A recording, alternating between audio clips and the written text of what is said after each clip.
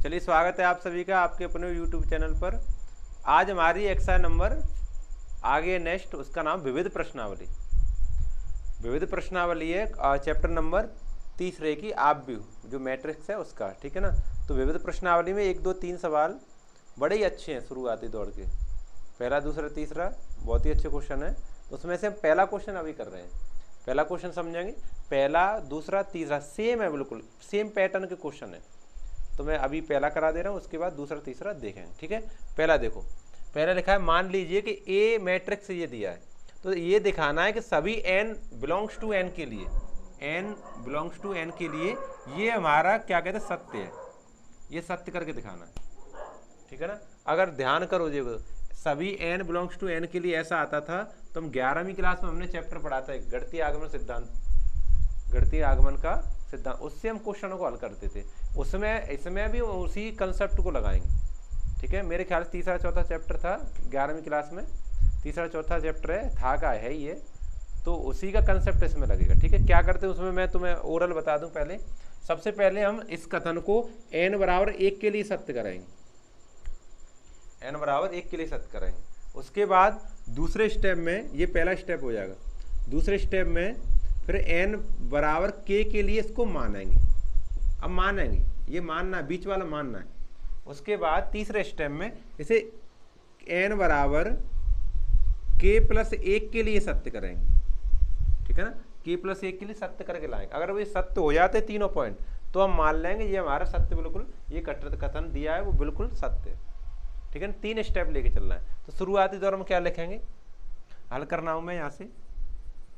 माना दिया गया कथन Pn है, माना कथन Pn है, ऐसे मान ले रहे हैं,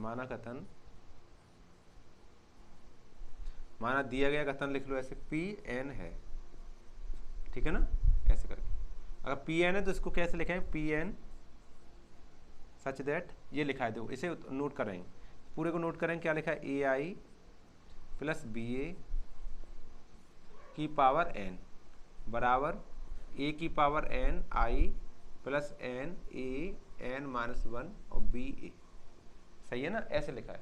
तो पहला नंबर ये हम n बराबर 1 के लिए सत्य करें। पहला स्टेप हमारा है n बराबर 1 के लिए, n बराबर 1 लगाओ, पूरे समीकरण में एक n बराबर 1 लगाओ, तो p यहाँ पर क्या हो, 1 हो जाएगा। सच दैट यहाँ a i plus b a की पावर 1 बराबर, यहाँ लगाओ a की पावर n है तो 1 हो जाएगा, i प्लस यहाँ पर 1 हो जाएगा इंटू a, यहाँ पर 1 माइनस 1 हो जाएगा b a, सही है ना। n की जगह पर 1 लगा दिया मैंने पूरे में।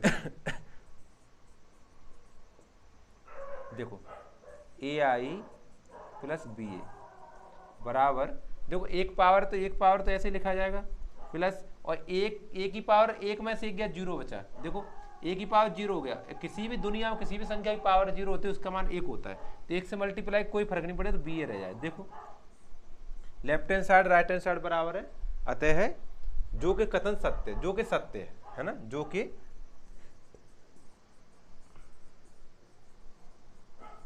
कि सत्य देखो बराबर आएगा कि नहीं। अब नीचे लिखेंगे,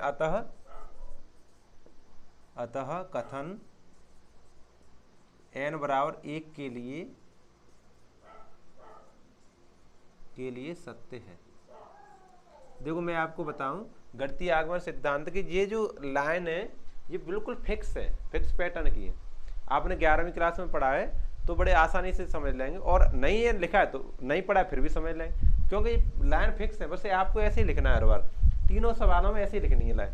ये सत्य है, तो अब n बराबर के लिए सत्य। अब हम मान के चले दूसरा स्टेप कि ये k बराबर n बराबर k के लिए भी सत्य होगा।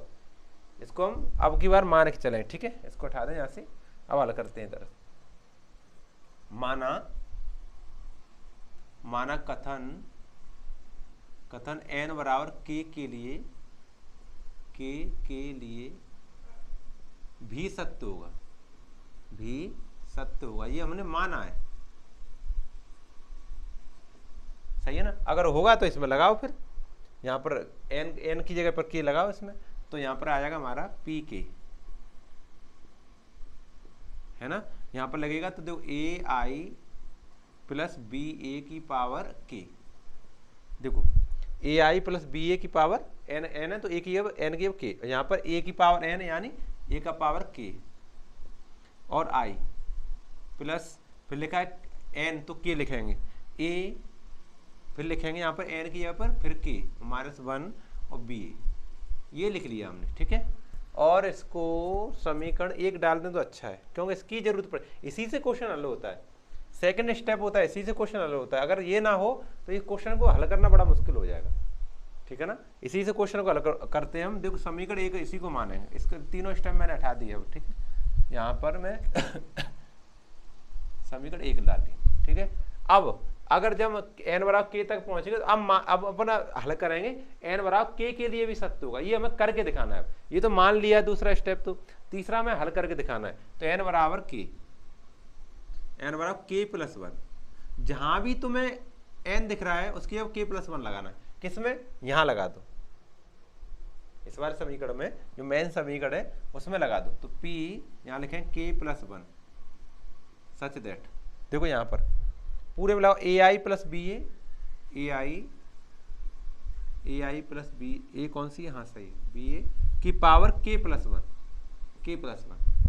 सही है ना।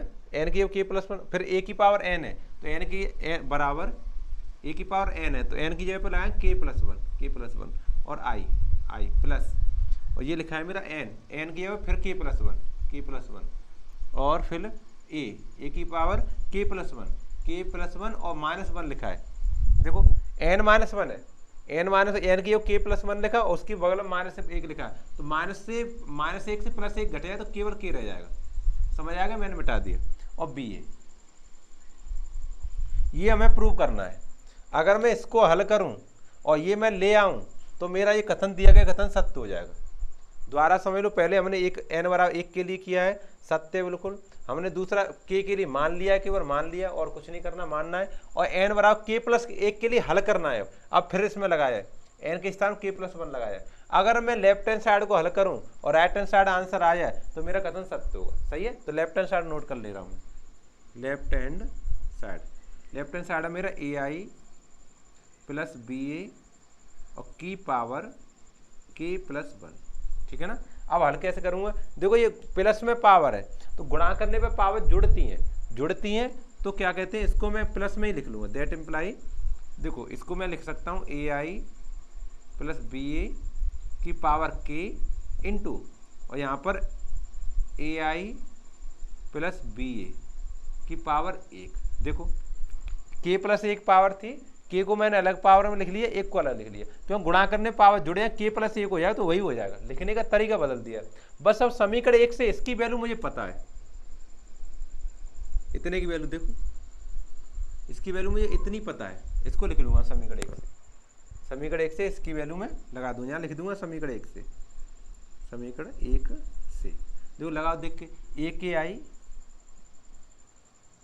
और प्लस के ए की पावर k -1 और बी ए और ब्रैकेट ऑफ, और इधर ये लगाएंगे अपना ए आई प्लस बी ए की पावर 1 है, ठीक है। अब मल्टीप्लाई करना है आपको, पहले इसका इसमें करना है, फिर इसका इसमें करना है, फिर इसका इसमें करना है, फिर इसका इसमें करना है। या फिर ऐसा करो, ए आई का पहले इसमें करो ए का ए की पावर k में करें। देखो ए की पावर k में और ए का मल्टीप्लाई कर रहे हैं तो ए की पावर 1 है और गुणा करने पावर जुड़े जाती हैं, तो ए की पावर कितनी है, k प्लस 1 हो जाएगा, यानी यहाँ पर आ जाएगा ए की पावर k प्लस 1 और आई स्क्वायर, आई का आई में किया तो आई स्क्वायर, ये हो गया मल्टीप्लाई, ठीक है। अब इसका इसमें करेंगे, ठीक है।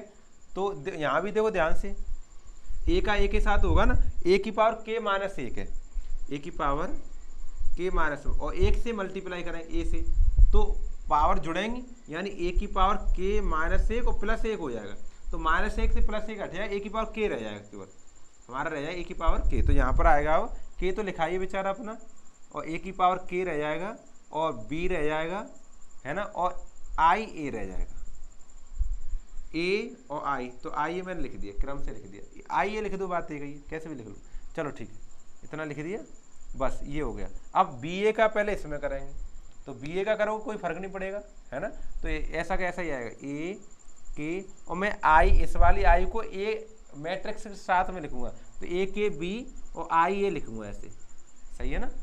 इसका हो गया। अब बी ए का मैं इसमें करूँगा तो बी स्क्वायर ए स्क्वायर हो जाएगा, बाकी सब एक जैसा रहेगा, यानी के ऐसा ही रहेगा, ए की पावर के माइनस 1 ऐसी रहेगी, और बी स्क्वायर ए स्क्वायर हो जाएगा। बी ए का इस वाले पूरे में करूँगा तो के रहेगा, है ना, ए की पावर के माइनस 1 और बी स्क्वायर ए स्क्वायर, ठीक है। अब ये हटा दे रहा हूँ मैं इधर। अब समझो, इसमें दो वैल्यू लगानी है। आपको पहले ये आना चाहिए ए स्क्वायर का मान क्या होगा, फिर आपको ये आना चाहिए ये वाली ए स्क्वायर का मान होगा, आई स्क्वायर का मान क्या होगा और ए स्क्वायर का मान क्या होगा, ये पता होना चाहिए। तो ए स्क्वायर तो हमें पता है यहाँ पर, तो ज्ञात कर लेंगे। ए स्क्वायर यहाँ पर नोट पॉइंट में यहाँ पर कर ले रहे हैं, लेकिन ये फेयर में करना है, मतलब सवाल में करना है। हमें ए दिया है 0 1 और 0 0, सही है ना। ए दिया है, इसको मुझे ए स्क्वायर करना है। इसका मतलब क्या है, ए स्क्वायर ज्ञात करना है तो ए क्रॉस ए, मतलब ए का ए में ही मल्टीप्लाई करूंगा तो मेरा ए स्क्वायर आएगा। तो करके देखो, 2 बार करो इसे, 0 1 0 0 और फिर 0 1 0 0, करो मल्टीप्लाई। देखो 0 का 0 में 0, 1 का 0 में 0, 0 हो गया। फिर 0 का 1 में 0, 1 का 0 0, 0 का 0 में 0, 0 का 0 में 0, ये 0 सब 0 आ गए, यानी ये हो गया रिक्त आव्यूह। 0 आंसर है इसका, रिक्त आव्यूह। तो इसका तो आंसर यहाँ पे 0 लगा दें, तो ये पूरा 0 हो जाएगा, ये पूरा 0 हो जाएगा, इतना 0 हो जाएगा, ठीक है। अच्छा, और आपको पता है आई ए, हम किसी भी मैट्रिक्स में आई से मल्टीप्लाई करें कोई फर्क नहीं पड़ता, यानी 2 में मैं 1 से गुणा करूं तो कोई फर्क पड़ेगा, 2 ही रहेगा, है ना। 3 में 1 से गुणा करूं 3 ही रहेगा। तो ऐसे ही है, आई का मल्टीप्लाई ए में करूँ तो ए ही आएगा। ऐसे ही यहाँ पर आई का मल्टीप्लाई ए में करूँगा तो ए ही आएगा। और आई स्क्वायर करके देख ले रहे हैं एक बार। देखो मेरा आई ये होता है 1001, ठीक है, और आई स्क्वायर मुझे ज्ञात करना है, तो इसका मतलब आई में आई से मल्टीप्लाई करना पड़ेगा मुझे, ठीक है। तो करके देखो, आई हमारा 1001 और फिर है 1001, करो 1 का 1 में 1 आ गया, और 0 का 0 0 में यानी 1 आ गया, 0 का 0 में 0, 1 का कहाँ कर दिया, 1 का 0 में 0, 0 का 1 में 0, 0 का 1 में 0, 1 का 0 में 0, 1 0 का 0, 1 का 1 में 1, देखो आई बन गया।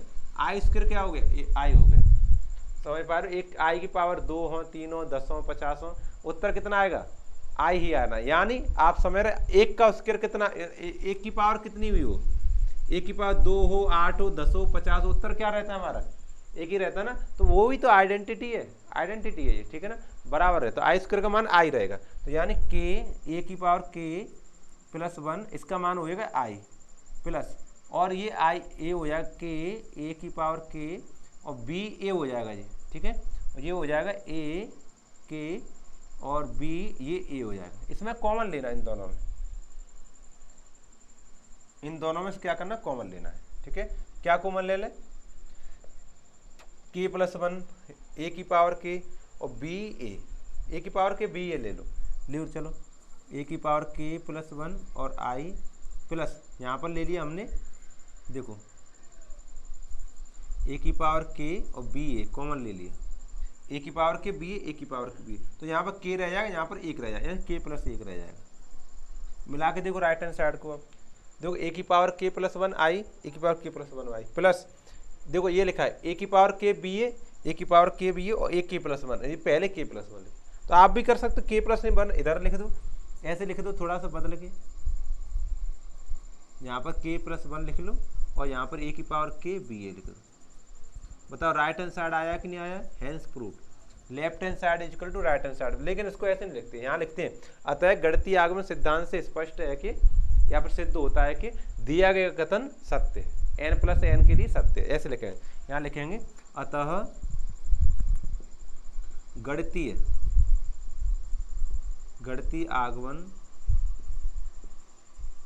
आगमन सिद्धांत से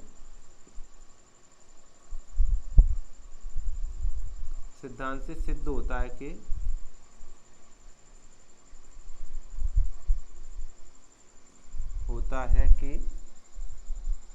दिया गया कथन n बिलोंग्स टू n के लिए सत्य है,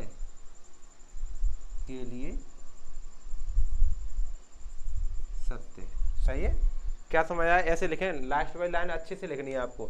अतः गणितीय आगमन सिद्धांत से स्पष्ट होता है कि या सिद्ध होता है कि दिया गया कथन n बिलोंग्स टू n, ये स्मॉल n है, ये कैपिटल N के लिए सत्य है, ठीक है ना। और आपको मैं बता दूं एक जुगाड़, अगर इस तरह से सत्य पूछ रहा है तो आपको गणितीय आगमन सिद्धांत ही लगाना है, तो जल्दी क्वेश्चन हल होगा, ठीक है, आसानी से हो जाएगा, ठीक है ना। ये पूरा स्क्रीनशॉट ले लो आप, या फिर वीडियो बंद कर नोट कर लो, ठीक है। और ये आपको इसी में फेयर में ही करना है साथ में, ठीक है, ये दोनों बातें साथ में ही करनी है। तो आज के लेक्चर में तो आपने देखा है विविध प्रश्नावली का पहला प्रश्न, ठीक है। आगे वाले लेक्चर में दूसरा देखें, तीसरा देखें, इस तरह से अपनी एक्सरसाइज को फिनिश कर लें। तब तक के लिए आप अपना अध्ययन करते रहें।